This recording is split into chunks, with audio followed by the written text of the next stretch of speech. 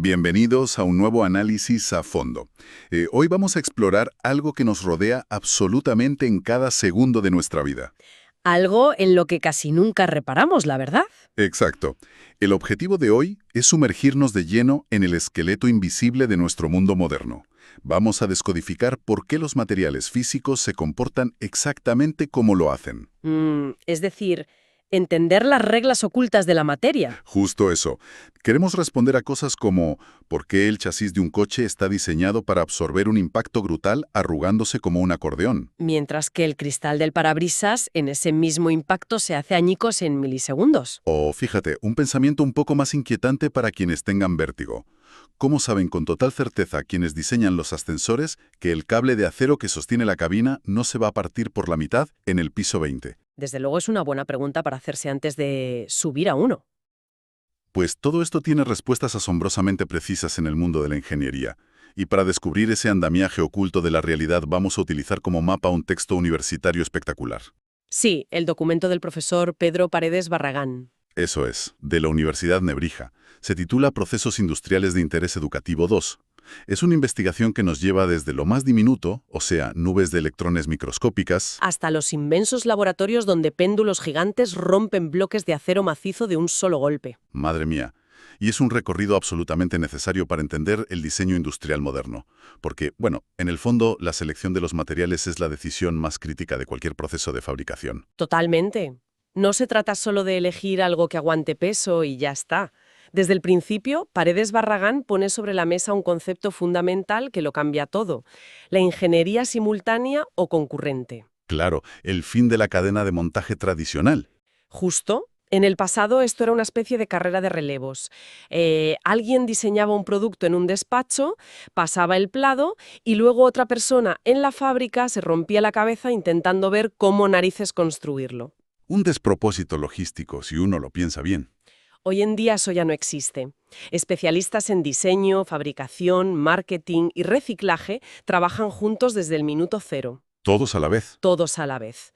El objetivo es que el material elegido permita que el producto sea fabricable, seguro, rentable en el mercado y, por supuesto, sostenible al final de su vida útil. O sea, el material dicta la geometría posible y hasta la campaña de ventas.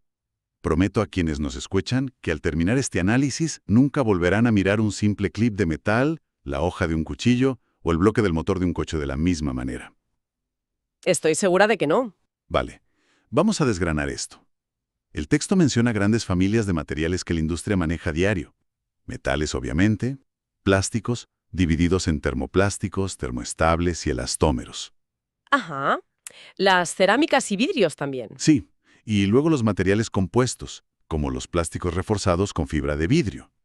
Y por último, los materiales especiales, como los nanomateriales o los superconductores. Una paleta de opciones enorme. Enorme.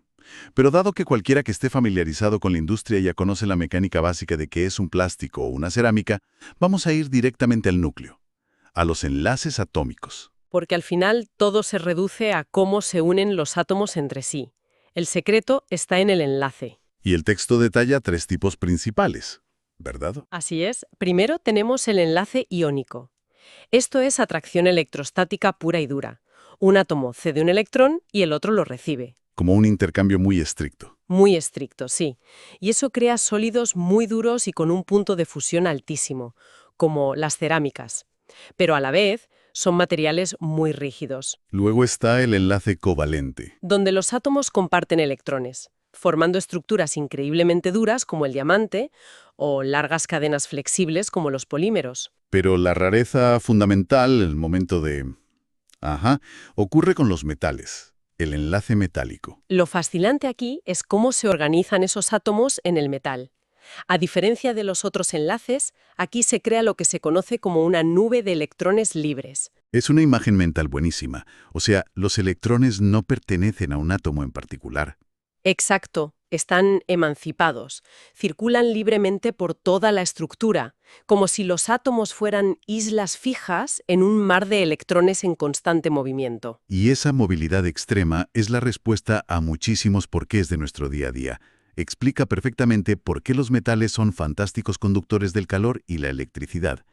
Claro, Si tocas una cuchara de metal fría, la sientes helada de inmediato porque esa nube móvil transfiere el calor de tu piel a una velocidad de vértigo a lo largo de toda la cuchara. Es alucinante. Y hablando de estructuras, hay un fenómeno sobre la organización de la materia en estado sólido que parece auténtica magia. Te refieres a la alotropía. La alotropía o polimorfismo, sí. Resulta que un mismo material puede ser sólido de formas completamente distintas dependiendo de la presión y temperatura en las que se formó. El carbono es el caso clásico. Puede ser la punta de grafito blando de un lápiz o un diamante invencible, siendo exactamente el mismo elemento. Pero lo que resalta el texto, y me parece lo más sorprendente, es que el hierro puro hace este mismo truco de magia estructural al calentarse. Así es, cambia su geometría interna por completo, sin dejar de ser hierro sólido. Cuando acercamos la lupa a esos metales, descubrimos que su interior es pura geometría. Cuando un metal líquido se enfría y solidifica, no es un bloque uniforme. Para nada. Los átomos se organizan en redes cristalinas elementales, como si montaran un Lego a nivel microscópico.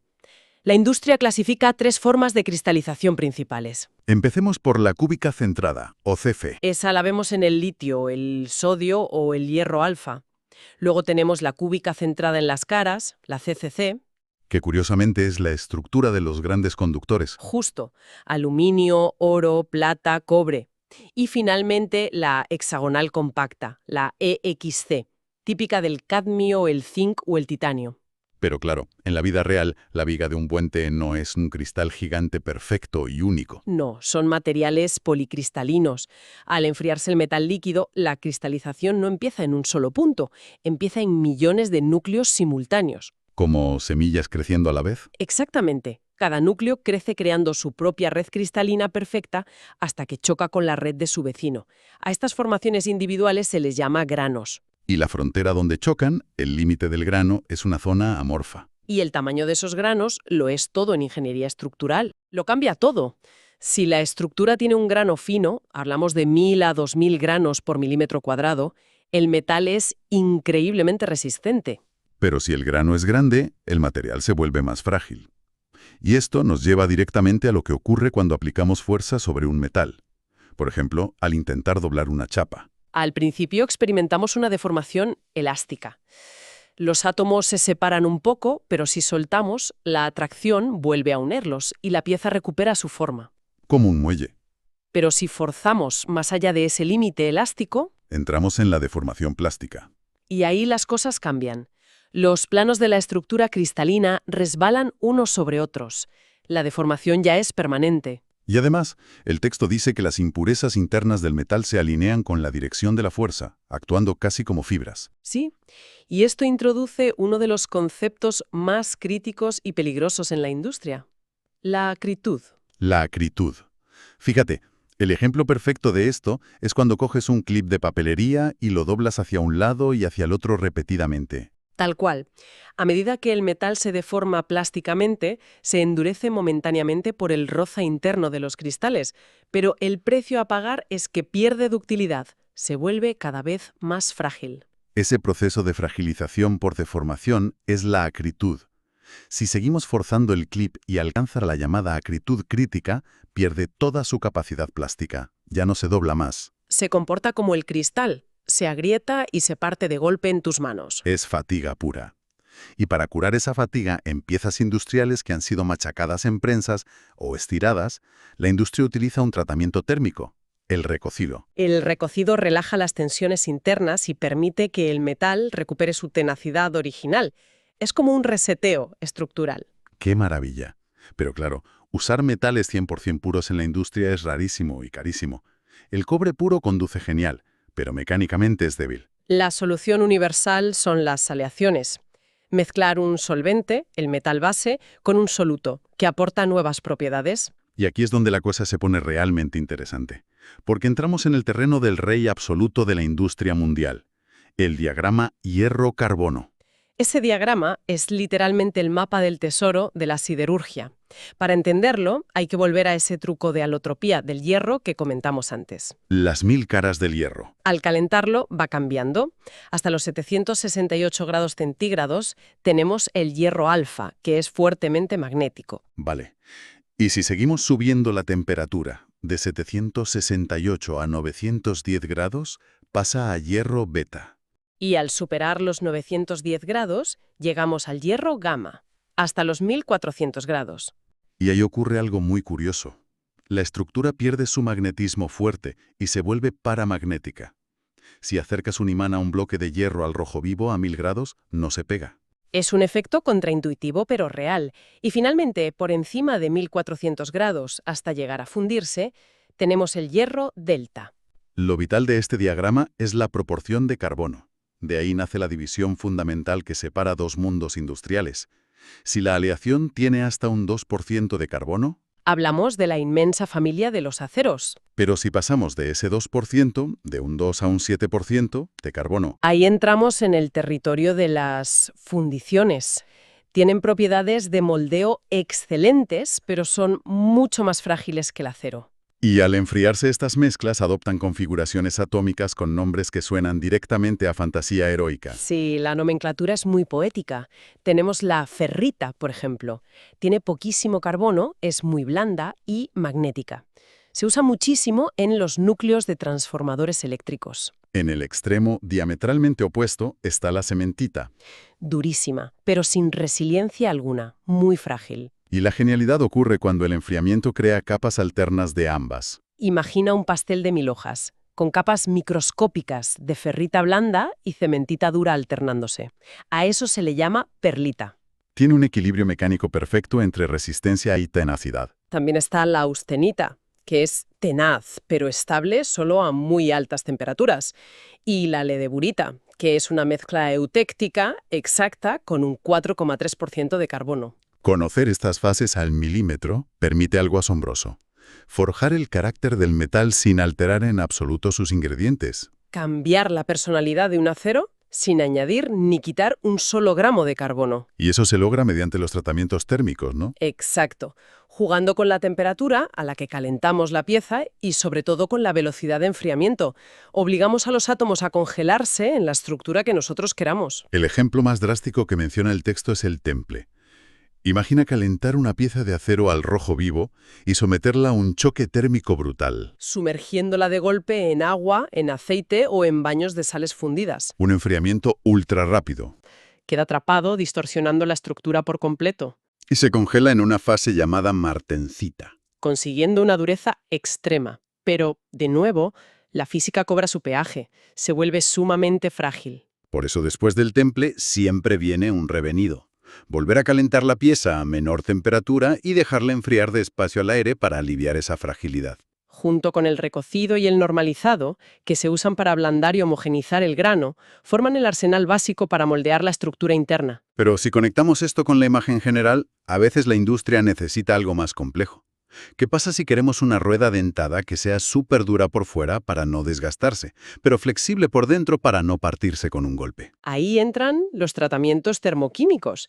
Es como darle vitaminas solo a la superficie del metal. Modificar la piel manteniendo el núcleo intacto. Eso es. La cementación, por ejemplo. Se rodea una pieza de acero de bajo carbono con sustancias carburantes a unos 800 o 900 grados. El carbono penetra solo en la capa exterior. Perfecto para blindajes. Luego está la nitruración, que inyecta nitrógeno. Se usa muchísimo en las camisas de los cilindros de los motores, que están sometidas a un desgaste por fricción extremo. Y la cianuración, que mete carbono y nitrógeno a la vez. Pero hay un tratamiento muy específico en el texto, la sulfinización, que me parece brillante por lo contraintuitivo que es. A unos 575 grados se le añade azufre a la superficie del acero, pero no para hacerlo más fuerte. Al contrario, fragiliza la superficie a propósito. Es un truco para el mecanizado.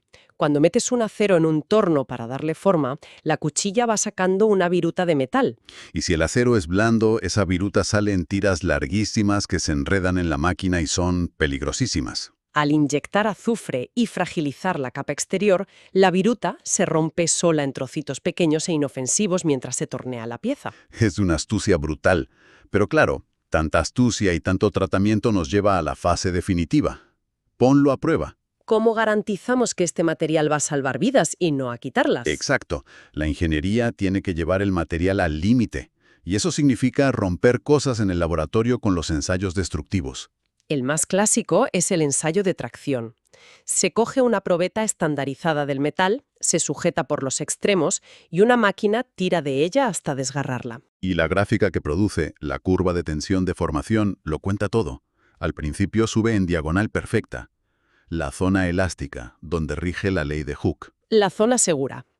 Pero si seguimos tirando, pasamos el límite elástico, llegamos al punto de fluencia. El metal empieza a ceder plásticamente. La tensión sube hasta que se observa visualmente la estricción. El área del centro se estrecha, formando un cuello. Ya no puede soportar más carga y finalmente rompe.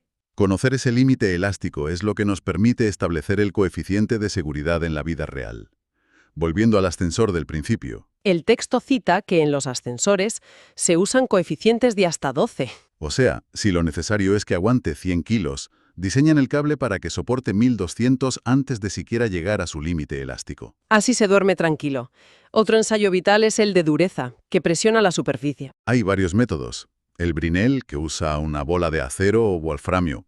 El Vickers, con una pirámide de diamante universal. Y el Rockwell, que es el favorito en la industria, porque es rapidísimo, aplicando cargas adicionales y midiendo la profundidad directamente. Pero claro, ser duro no significa ser resistente a los golpes. Para ver cuánta energía absorbe un material antes de partirse de forma repentina, usamos el péndulo de Charpy. Una máquina imponente. Un martillo gigante, sujeto a un péndulo, golpea una pieza de metal entallada.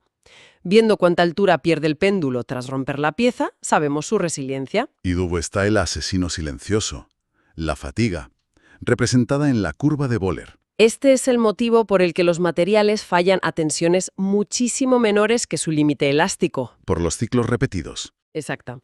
Las alas de un avión vibrando, el tráfico constante en un puente, generan grietas microscópicas que crecen lentamente por fatiga hasta que la pieza entera colapsa de forma súbita. Y si esa fatiga ocurre en un puente que ya está construido, no podemos llevarlo al laboratorio para romperlo. Por eso existen los ensayos no destructivos, inspeccionar sin romper. Líquidos penetrantes que entran por simple capilaridad en grietas invisibles en la superficie. O las partículas magnéticas, que revelan defectos superficiales pero solo sirven lógicamente para materiales ferromagnéticos. Para ver el interior profundo, se usan rayos X o rayos gamma y ultrasonidos, que envían ondas sonoras que rebotan en los defectos internos usando la impedancia acústica. Un diagnóstico médico completo para el metal. La verdad es que si hacemos una pausa y miramos el viaje de hoy, es asombroso. Desde luego. Hemos partido de una nube de electrones y cristales invisibles, hemos pasado por baños de sales y amoníaco hirviendo, y hemos terminado estirando y golpeando metales con péndulos gigantes. Todo para garantizar que el mundo físico que habitamos sea absolutamente seguro. El mensaje de fondo es que dominar estos procesos es lo que separa la improvisación de la ingeniería de precisión. Respetando siempre las reglas impuestas por la propia estructura del universo. Sin embargo, para cerrar, quiero dejar un pensamiento final un tanto provocativo. Adelante. Al principio hablábamos de la ingeniería concurrente, diseñar pensando en el reciclaje final del producto. Pero gracias a los tratamientos termoquímicos y aleaciones complejas que hemos visto, Estamos creando aceros con pieles inalterables de nitrógeno o carbono. y composites casi indestructibles a nivel molecular. Entonces la pregunta es, ¿no estamos diseñando materiales tan perfectos y duraderos que serán una auténtica pesadilla técnica para reciclar y separar en sus fases originales el día de mañana? Es un dilema fascinante. Un choque frontal entre una durabilidad eterna y una sostenibilidad verdaderamente circular. Totalmente.